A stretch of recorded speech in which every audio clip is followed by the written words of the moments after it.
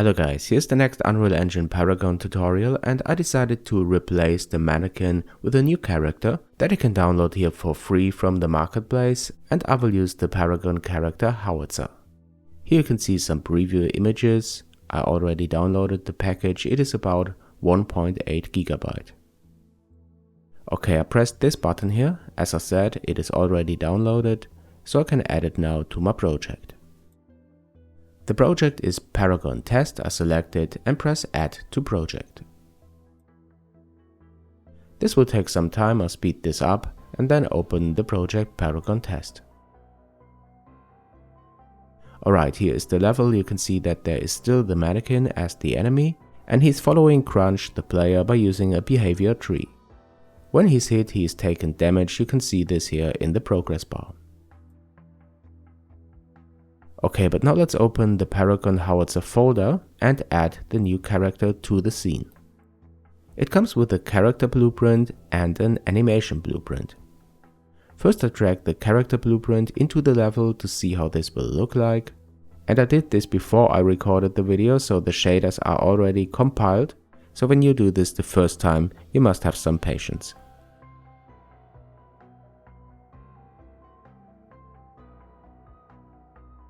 I delete the character now from the scene because I want to replace the Mannequin with the new character.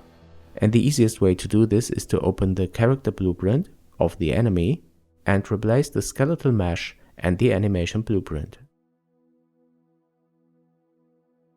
So go here to the viewport, then select the mesh, and instead of SK Mannequin, I choose the Howitzer GDC. I select this one because it is also used in the original character blueprint. That looks good, and now let's select a different animation blueprint. I type in HOW, and here you can see the Howitzer animation blueprint. And now we should be able to compile and start the game, and everything could work as before. Now let's start the game. And okay, the follow logic works.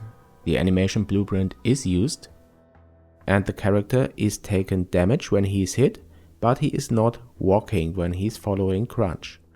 So we have to open the animation blueprint to see how the idle to walk transition is implemented. Okay, we have a lot of variables here, and one of them is called isAccelerating, a bool variable that should be set to true when the character is moving. When I set it here to true manually, you can see in the preview that the character walks. Now find in the blueprint for which conditions this variable is set to true. And this is done when the current acceleration of the character movement is greater than 0. But for a nav mesh, as we use it, this will always be 0. So what I will add here is the same logic as we have it in the animation blueprint of the Mannequin. Instead of getting the current acceleration of the character movement, I get the velocity of the character. And if the length of this vector is greater than 0, the variable isAccelerating will be set to true. And this should work. Let's try it. And yes, now the character is walking when he's moving and following the player.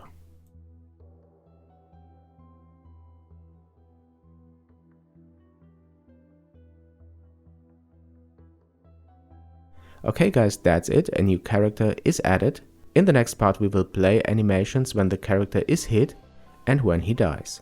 I hope you like this tutorial and my channel, and if you do, then don't forget to subscribe.